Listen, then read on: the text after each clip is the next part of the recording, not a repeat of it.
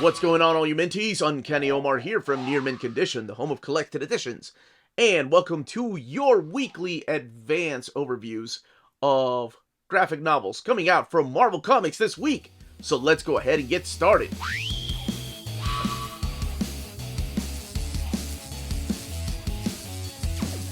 Before going any further, I do want to thank David Gabriel and the folks at Marvel for sending us advanced copies of these books. Each of these books is due out in the direct market and book market on May 23rd. So we have a variety of books this week. We have an Epic collection. This is the latest printing of the Maximum Carnage book. We have a Marvel Masterworks, and we have some new trades of new ongoing series, plus a digest-sized book. So let's go ahead and start. And if you're interested in a particular book, by the way, I do put timestamps in the description of the video, and I will go ahead and say, like, most of the time I do non-spoilery reviews, but there's no way I can talk about Punisher War Journal without actually talking about what was happening in the pages of Jason Aaron's Punisher. So just in case, I do tell you when there's going to be some minor spoilers, but for that one, yeah, that one will definitely have some minor spoilers. Alright, hit that like button, and subscribe, and ring that bell for notifications. Please, that does help with our YouTube algorithm and our channel keep growing. But let's go ahead and start with this particular book, Spider-Man Double Trouble. In the latest digest-sized Double Trouble series, so this is the third book, I believe. It started off with the Thor and Loki, and then we got Spider-Man Venom Double Trouble, and then we got the Peter Parker Miles Morales Spider-Man Double Trouble. So this is a third in a series. This collects the Spider-Man Double Trouble, and it's all written by Mariko Tamaki, who wrote the original ones, and it's also written by Vida Ayala. Gurihiro returns as the artist, and these books, as I mentioned, are digest size, meaning the trim size of the book itself is smaller than that of the trade paperbacks, to kind of give you a better idea of the size of these particular books. These books, though, are really cute. They are meant for kids. They're not meant to be taken seriously. They're not part of the 616 universe. They are just standalone stories. Well, I guess kind of hard to say they're standalone stories if this is the third one. And yes, Spider-Man is still rooming with Venom. But yes, they're taken out of continuity. They're not based on the movies. They're not based on the TV shows or any of the animated series. They're just goofy fun, and it's all ages. My daughter, my youngest daughter, she read the Loki and Thor one. She really liked it. We both really liked the artwork, because the artwork by Gurihiro is very anime. It is very kid-friendly. Everybody has big eyes, and they're just cute. So in this particular 4-issue miniseries, by the way, this also collects the Spider-Man and Venom Double Trouble #1. We have Peter Parker joined by Miles Morales for the, I guess, bring your sidekick to work day. And something goes wrong. Miles unleashes all these little hairy beasts with teeth among New York. They go to a supervillains convention. That's where Miles ends up appearing. And of course, one of the biggest baddies in the Marvel Universe shows up to confront both Miles and Peter, and that is the Mad Titan himself, Thanos. So these books right here are also a little bit cheaper because they are smaller. And this one retails for $13.99. And here's the Spider-Man and Venom Double Trouble. And no extras in the back. This one has 112 pages. And again, that is Spider-Man Double Trouble. Or I'm sorry, Spider-Man Double Trouble. But we're not quite done with Spider-Man yet, because we're talking about Deadly Neighborhood Spider-Man. So here we have a mini-series. I thought this was a joke when I was interviewing Chip Zdarsky, and we were talking about how he should come back and write some comics, and he should do a series called Deadly Neighborhood Spider-Man. And he was like, oh, that sounds like a good horror take. And then some of my viewers were like, oh, that's an ongoing series right now. Yeah, so I had no idea that it was. But that's what this is. This collects all 5 issues of that miniseries, written by Taboo and B. Earl. Juan Ferreira is the artist. And this is a really... I don't know when this should be read. I always have trouble with these particular miniseries when it comes to Spider-Man or Wolverine or whatever character you're enjoying in the ongoing series. Sometimes it's hard to tell when to read a particular miniseries. I find that a true test when you're mapping omnis. When do you read a miniseries? So this could be read, I want to say, of course, towards the beginning of Zeb Wells' run on Spider-Man, or maybe towards the end of Nick Spencer's run. Regardless, it takes Peter Parker out of New York City to go on a journey. And this journey is a spiritual journey, if you will. We meet this character. This is Crystal, who will be joining him. And she's going to, I don't know if she's going to play an important part in the future, but she plays an important part in this particular miniseries. So he's being haunted by these nightmares. And I have to say, the artwork here by Juan Ferreira, oh my gosh, it's, as soon as I saw the nightmare sequences, I immediately thought of Bill Sienkiewicz or people like David Mack. And when you see the return of a particular Bill Sienkiewicz creation, well, him and Chris Claremont, that is causing the nightmares, immediately you make that connection. Now, I cannot think of Bill Sienkiewicz when reading this book, because yes, the demon bear is part of this. The demon bear is haunting Peter and giving him these really weird and lucid nightmares that he cannot escape. So he goes on a journey. He goes to California to go and seek help, to see exactly how he can control his dreams, or how he can make them less nightmares and just get back to regular sleeping. Like I said, the only issue I had with this was just that when do you read this? Because the whole Zeb Wells thing, I guess there was that little bit of a month break. So yeah, sure, that's when you read it. When there's a little bit of a month break in the Zeb Wells run. But yes, this is a whole mystical journey that he goes on, and he doesn't go by himself. He gathers some friends, and there are a little bit of cameos in here. This collects all 5 issues of this series. And let's take a look at the variants back here. I did like the ending. It did make me chuckle. So the variants are collected on the opposite side of the that is a beautiful cover, by the way, of the standard edition cover. So you even have some by David Mack.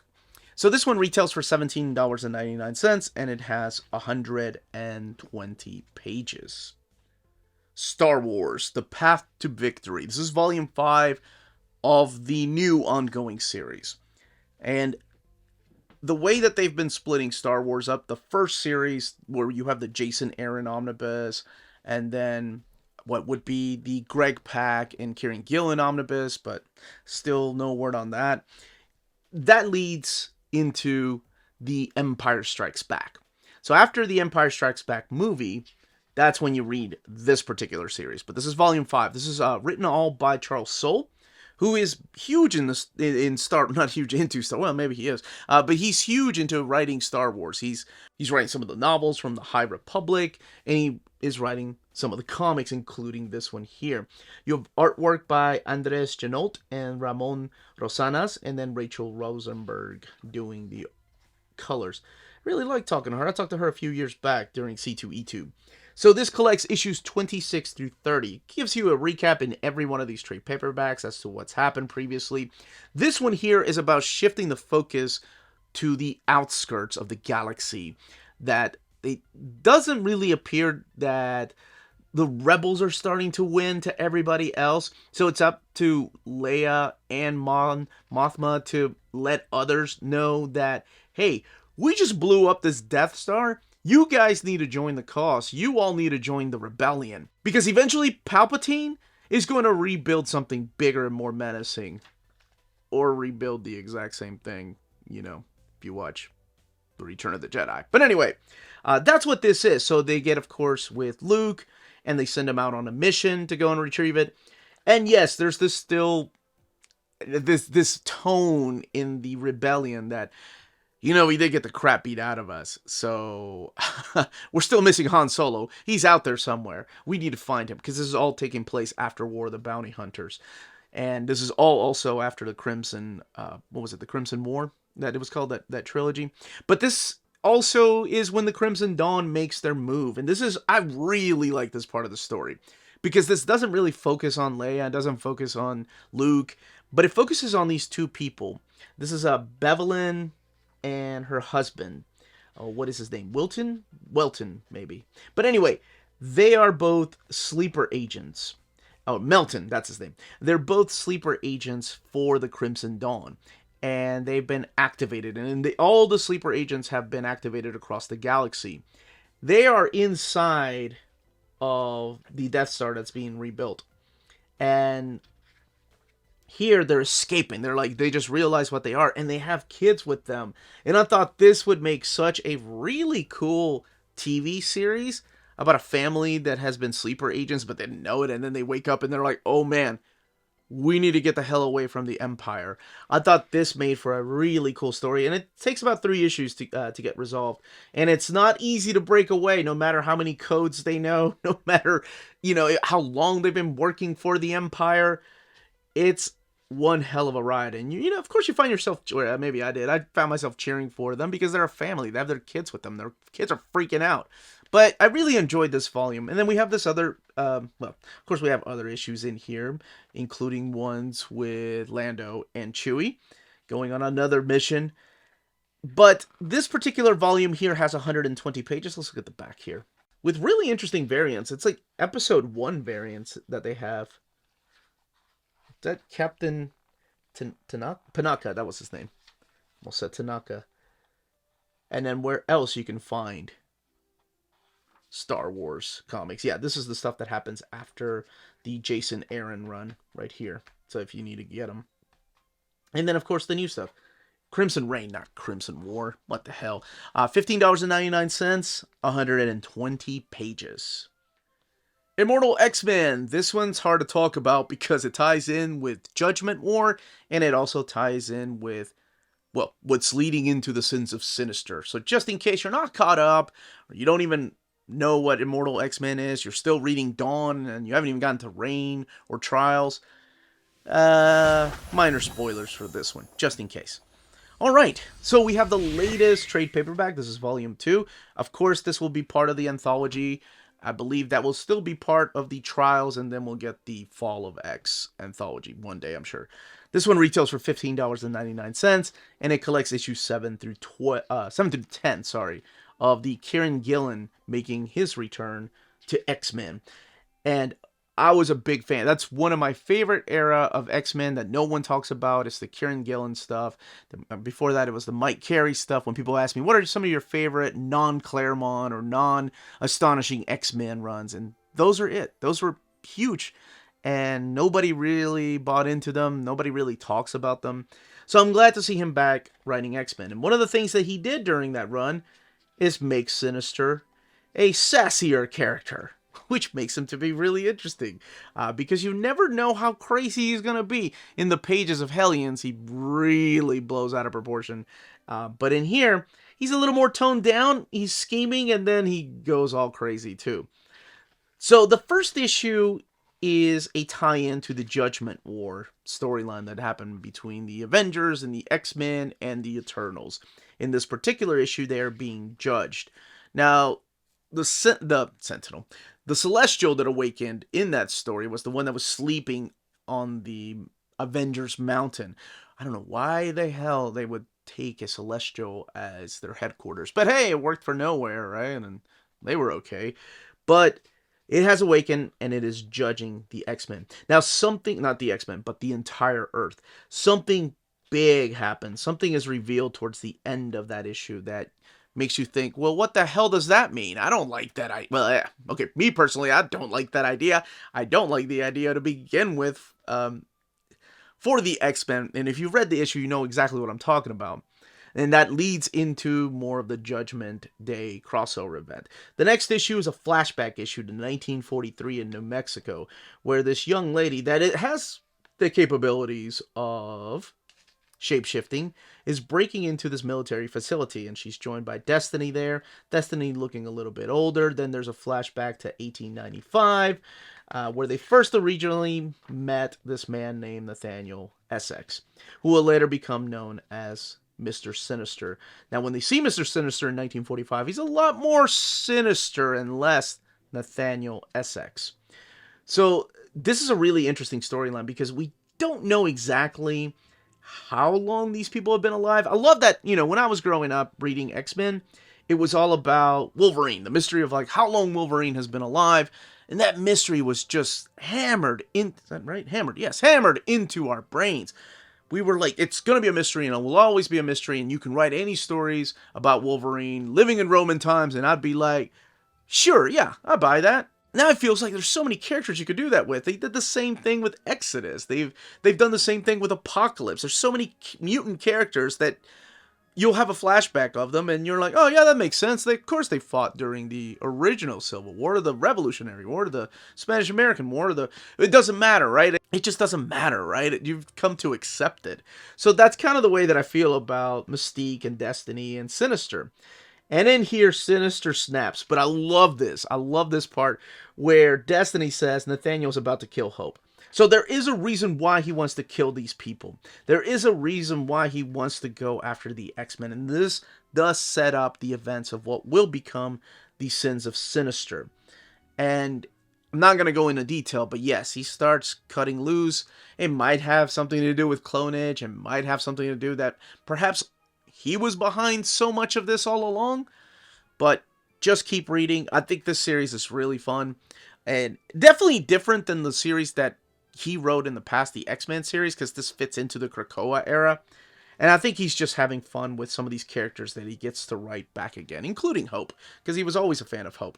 All the way in the back are where you're going to find the standard edition covers. These are drawn by Mark Brooks, and oh my gosh, that is absolutely stunning.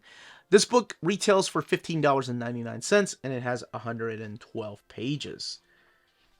Big fan of that one, too. And then you have variants by Phil Noto, including a Miracle Man one there by Humberto Ramos and Arthur Adams there. All right. It is that time of the video where I show off what all the spines look like for the books coming out this week. So, also remind you to smash that like button. But, let's continue with the overview. Punisher War Journal. This is the 2022 series. Not to be confused with the original ongoing series. That was one of my favorite runs of Punisher. But this is all written by Torunn Grønbekk. I'm still butchering her name, and I'm so sorry. Who was a joy to talk to. And I got to interview her, and I could not remember if this one had come out or not when I was interviewing her, because I got to read this a couple weeks ago. By the way, I have to talk about the Jason Aaron run on Punisher and some of the things that happened there. So if you haven't read that and you don't want to know any spoilers about that and minor spoilers about this one, just in case, maybe skip to the next video. Even if you put me on mute, I'm going to be showing some pictures, so you're going to be like, I didn't need to see that. Just in case. Alright, let's continue. This one here, holy crap, parental guidance. I think it's what it's got. Parental advisory, not guidance. Somebody would have guided your ass out of this book right here if you were a good parent, because this one here is violent as hell, and I loved it. When I got to interview her, she was telling me that she was a big fan of Garth Ennis. Garth Ennis is like her favorite writer. She's like, okay, Alan Moore, but Garth Ennis.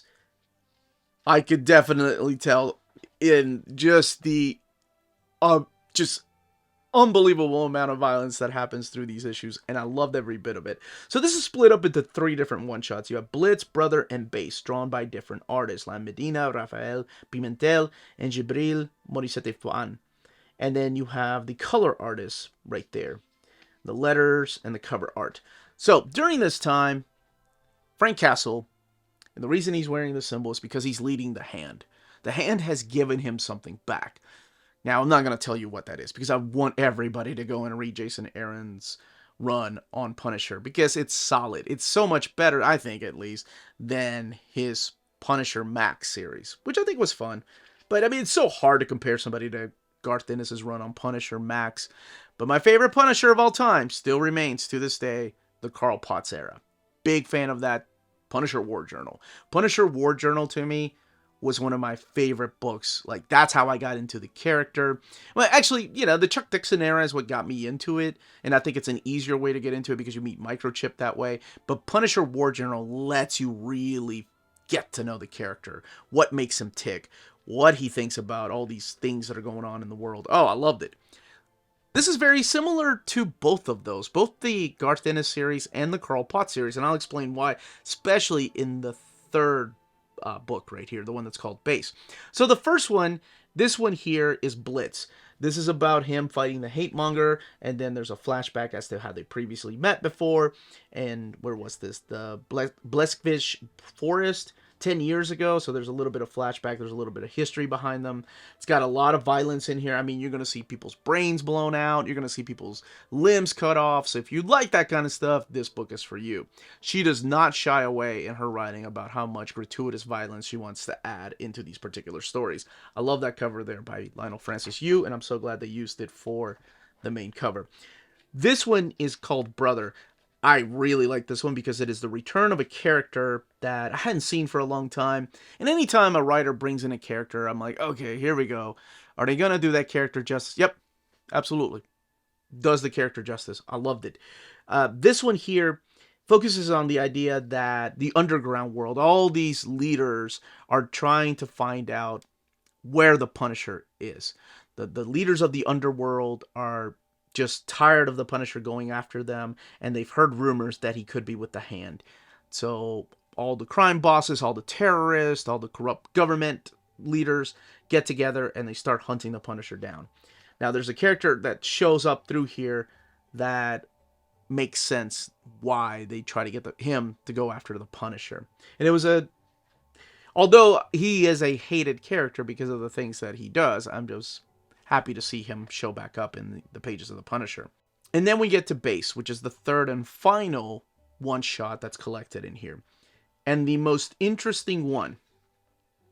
So, at the very beginning of this, first of all, this is all done in the past. It's Frank and Maria sitting at a therapist session. They're trying to save their marriage. They're having marital problems. You know, she talks about some of the things that he's done, how he can't control his anger. And this is before he becomes the Punisher. And, man, it's one of these things that whenever you're writing comics, I feel like you have to have a respect for the past and tell your own story. And I feel like, and it seems like there are writers that can do that and then others that can. And it works, right? Because that's how they bring new readers in. A writer doesn't really know exactly who these characters are and writes the story he wants to tell. Prime example of that is Paul Jenkins' Inhumans. Never read a page of the Inhumans, had no idea who the Inhumans were. And Bill Jamaz asked him to write, maybe it was Joe Quesada, asked him to write the Inhumans book. So he got quick little notes from the editor, like this is the Inhumans and this is the characters you'll be using. That's it. And that Marvel Knight Inhumans run is one of the most beloved runs on the Inhumans. People loved it. Now, people that have read it in the past are like, yeah, but that doesn't really sound like something that Black Bolt would have done. And, I mean, the same could be said about all these little, what I call pocket universe stories that Tom King likes to tell, like The Vision.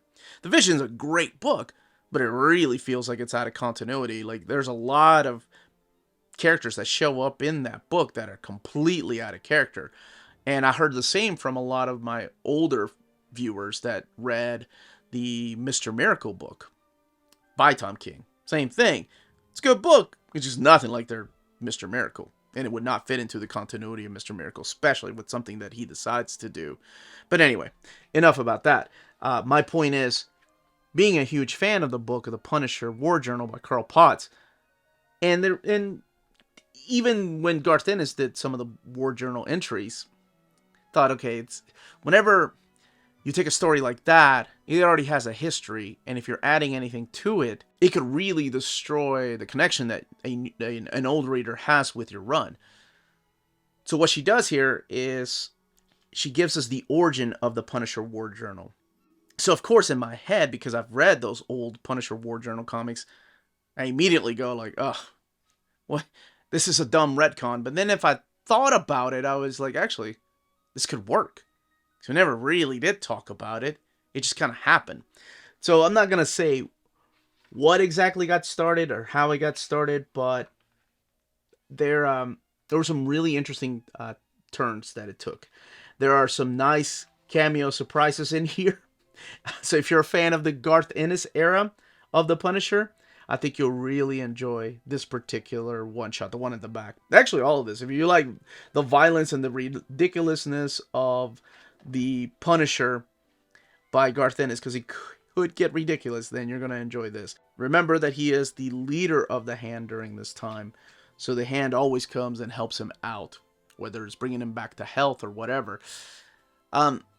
Even if you don't read what's going on in Jason Aaron's run, and because I just told you that he's leader of the Hand, there is a big thing that happens in that book, why he decided to join the Hand.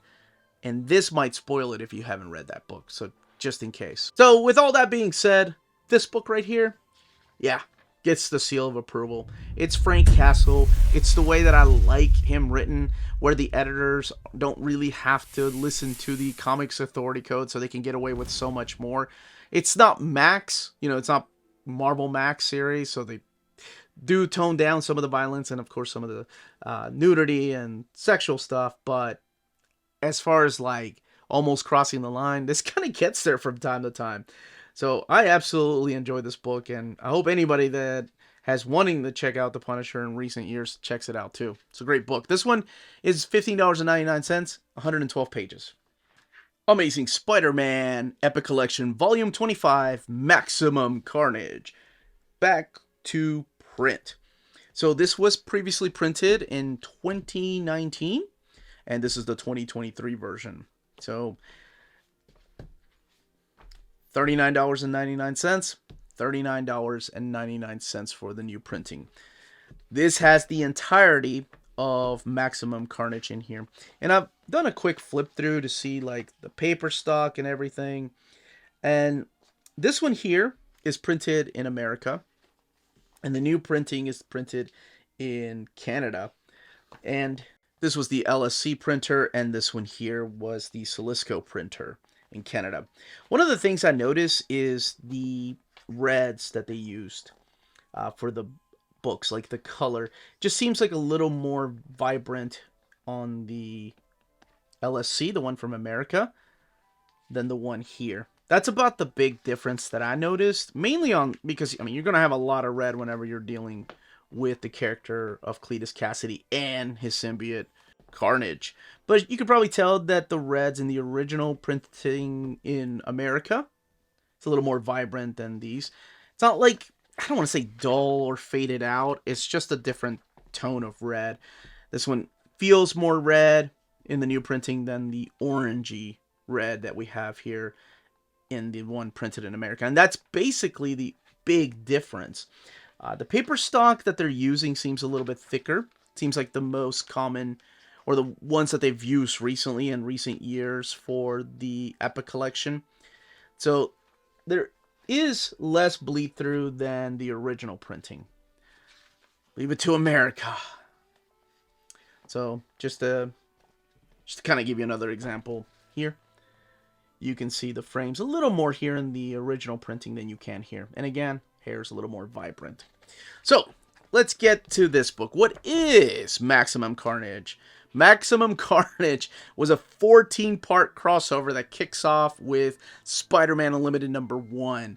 And that is what is mainly collected in this Epic Collection. So this collects Amazing Spider-Man 378 to 380, Web of Spider-Man 101 and 103, Spider-Man 35 to 37, Spectacular Spider-Man 201 to 203, the Spider-Man Punisher Sabretooth Designer Jeans. It's a one-shot. That's the only other thing in here besides Maximum Carnage. And then material from Spider-Man Unlimited 1 and 2. And the material from 1 and 2 is the big story in there. It's not like 5 pages. So that is what's collected in here.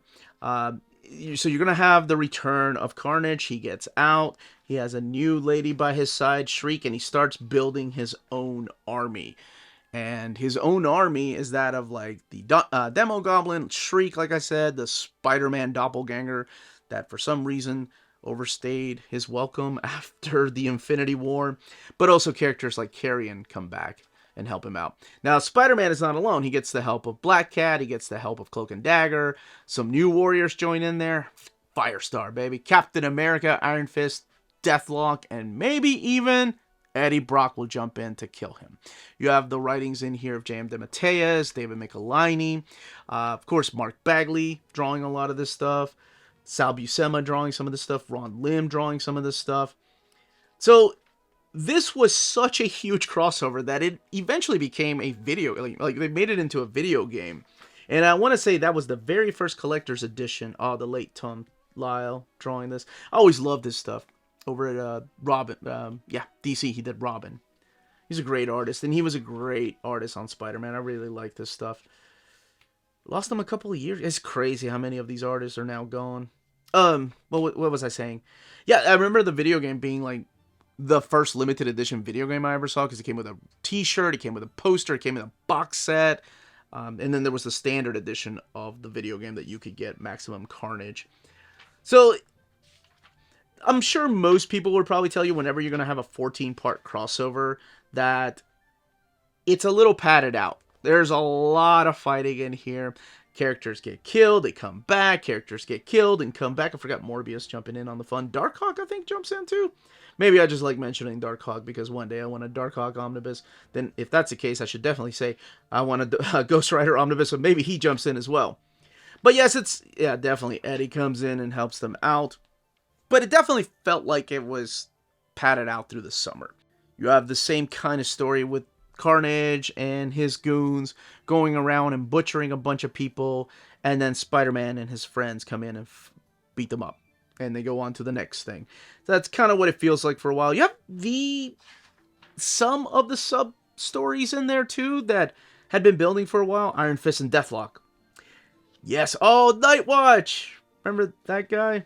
Well, he didn't last that long. Neither did his series.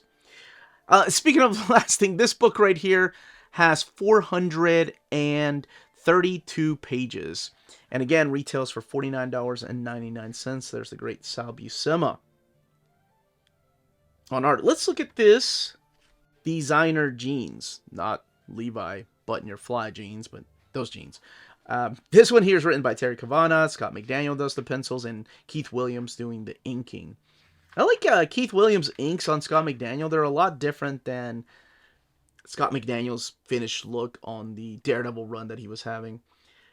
But this is the Punisher and Spider-Man teaming up against one of the most deadliest assassins, not in just the X-Men world, but in the Marvel Universe. And that is, of course, Victor Creed there, Sabretooth. Yeah, see, it almost feels like Klaus Janson was inking Scott McDaniel's art with just some of the finishes that he's adding there. Now, all the way in the back, you do have some house ads, and you have some pinups. Let's see, Marvel Age, the roadmap guide for Maximum Carnage. And there is covers, alternate covers, and this is the Maximum Carnage cover for the trade paperback. The other trade paperback that came out in 2004, that's the one I had. No, maybe I did find a beat-up copy of this, because I think I remember buying it in 2002. And there weren't a lot of trade paperbacks that were used, or were coming out back then, but that was an event one that came out in the late 90s. And this was Web of Spider-Man 102, when it was collected at the Maximum Carnage trade paperback. The pages 2 through 4 were shrunk, and some of the Morbius dialogue was altered. And that's to make room for spread pages. So introduction by J.M. DeMatteis, the afterword by J.M. DeMatteis, original artwork here, the trading cards. Love that. I think this is Bart Sears. Yeah, Bart Sears cover. I love his take on Venom and Carnage. Still my favorite, though, to this day is, I gotta say, Mark Bagley. I love the way Mark Bagley drew Venom and Carnage. I thought he perfected what Venom should look like, and of course, what Carnage should look like, because he co-created the character. But that is the latest printing of Maximum Carnage.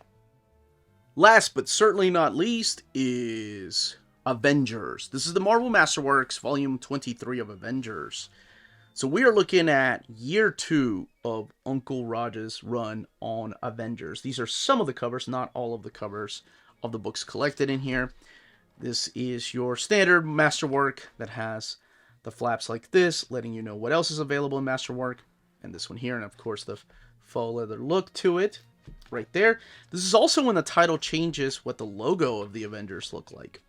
So here you have the credits written by Uncle Roger Stern, Mark Grunwald, of course, writing and drawing the Hawkeye series, and Ascenti writing issues 240 to 241.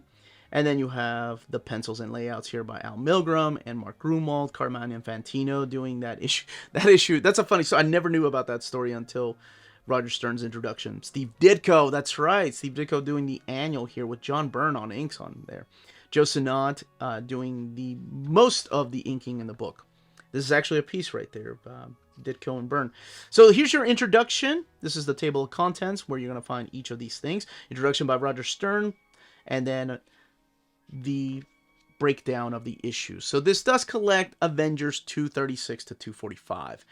Annual number 13, but it kicks off with the Hawkeye miniseries. Written by Mark Grunwald, penciled by Mark Grunwald, and then I think he did the layouts of issues 3 and 4. But this pretty much serves to set up the character of Mockingbird. So Mockingbird falls into Hawkeye's life. He's a little bit destroyed of what happened to his previous girlfriend without going into details. She did him a little dirty. It also introduces us to characters like Crossfire. This guy here is Oddball. Well, you don't see him right now.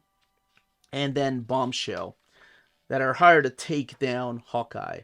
Now, the ending of the Hawkeye miniseries, don't let that fool you. There's Crossfire and Oddball and Bombshell. The ending of this miniseries is a game changer, a life changer, if you will, for the character of Hawkeye and Mockingbird.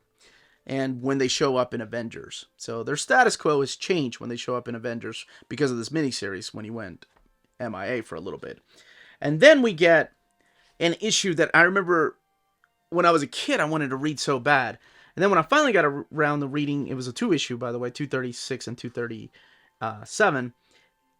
I did not like Roger Stern's take on Spider-Man, which was so weird because he was writing Spider-Man at the time. But Spider-Man's like a buffoon here. He's just playing around. So pretty much this is a story of Spider-Man wanting to join the Avengers. Not because he was asked to before, because he's swallowed his pride and was like, hey, I want to hang out with you guys now, but because he needed money and he heard about how much the Avengers are getting paid. I think it was like $1,000 a week, and he was like, yo, I could be making that money. Yeah. So he helps them out with this Pegasus project where they unleash Blackout, character we saw in Nova, and Moonstone. But at the end, he's like, you know what? You guys can't, or no, the government won't even accept me letting join the Avengers, but they'll let this guy, Star Fox, join the Avengers? Whatever, man, I'm out of here. Then we have Vision starting to wake up from his coma from the previous volume, which was year 1 of Roger Stern's run on Avengers. But this is year 2, and then we get this crazy issue right here. Before that, though, we get this particular cliffhanger that I'll talk about here in a little bit. This issue where they got with David Letterman and they had to do research. All this stuff is behind the scenes. You get to find out from Roger Stern exactly how this came through. The assistant editor month, who was a huge fan of the David Letterman show. So David Letterman is like interviewing the Avengers, and I'm so glad this is collected in here because, as we all know, in that, what was it, the Marvel 2-in-1 Marvel Masterwork, it doesn't collect the Saturday Night Live issue. So I was worried about this particular issue, but it's in here, or at least it's in this Marvel Masterworks. This one has a little bit of a twist, and then we get this weird retcon. And I say weird because if you read Spider-Woman, you know what ended up happening to her in her series. But they felt so guilty about what they did in that series that they kind of brought her out of his obscurity and wanted to wrap up her story here. So this is a 2-part issue. And it does deal with Morgan Le Fay, and it deals with Doctor Strange. And by the end of this, she also has a new status quo. And I think the next time you see Jessica Drew, it's in the pages of the Wolverine, when he's hanging out in Madripoor. That's the next time you see her, and she plays a big role. But then we have a newer team of Avengers hanging out. You have the return of Thor to the team. In this issue, it ties in with the Secret Wars, the original Secret Wars, where you have 6 of the Avengers just disappear. Then, you know, the Avengers didn't know where they were for a year, so you have Thor and Captain America and Hawkeye and Captain Marvel, Wasp, and She-Hulk disappear And then Vision decides to take over and become the new leader of the Avengers, leading these new Avengers of Star Fox and Mockingbird, who was just brought in by Clint. And of course, him and Scarlet Witch's relationship getting stronger. But then you have the Avengers show up by this issue, and they're like, yeah, we don't want to say exactly what happened in our Secret Wars. We just want to let you know that it was bad, and it wasn't a good thing for the Avengers. Here's the issue with the Dire Wraiths, coming straight out of the pages of Rom the Space Knight. I know a lot of you are excited for that omnibus, as am I. And what else it could mean and lead to, hopefully. And then we get the annual all the way in the back, where a bunch of Hulks are attacking the Avengers. But the big thing about this is the Steve Ditko artwork. Inks by John Byrne. I don't know if there was any other book that had that before. I mean, it's obviously John Byrne inks, right? You can tell, because it looks like John Byrne's artwork. But the layout and composition and all that really feels like Steve Ditko's art. It's really cool. In the back is where you're going to find extras, like house ads for the Hawkeye miniseries, and a little behind the scenes. This is the forward from the 1988 Hawkeye trade paperback by Mark Grunwald. So crazy how long he's been gone. And this is the Hawkeye trade paperback, reprinting all 4 issues of that. Original artwork here by Al Milgrom, who was mostly drawing the entire Marvel Masterwork. And original cover art here. Original pages by Steve Ditko and John Byrne. And then the biographies on some of these legends that some no longer with us. And then some of them are still here. So let them know that you still love their writing while they're still with us. This book retails for $75 and it has 392 pages. That, as they say, is that. If you're interested in purchasing any of these books, don't forget to check out our sponsor, cheapgraphicnovels.com, your online home for graphic novels and collected editions up to 50% off cover price. They have excellent shipping and prompt and helpful service. Check out their bargain deals for up to 90% off cover price. And don't forget that CGN also takes pre-orders. That way you don't miss out on the hottest releases. And they are currently running a special promotion for you Minties. If you're a first-time customer, after receiving your order confirmation email, reply back to that email and let them know Near Mint Condition sent you their way. They will then apply a free shipping promotional credit to your next order in the US. Cheap Graphic Novels, your source for the hottest books with the kind of deep discount, quality shipping, and customer service that will keep you coming back for more. And that was the content and the page count of each of these books. Let me know in the comments down below which series you're picking up, whether it's in Star Wars trade paperback or you're hoping one day there'll be an omnibus of that. If you're hoping one day all these little mini-series about Spider-Man will be collected in some kind of omnibus edition, or if you're okay with the trade paperbacks, or you may just stick around with the single issues. And what series you're collecting in Epic and Marvel Masterworks. But that's it. Everyone, stay healthy and safe out there. Much love.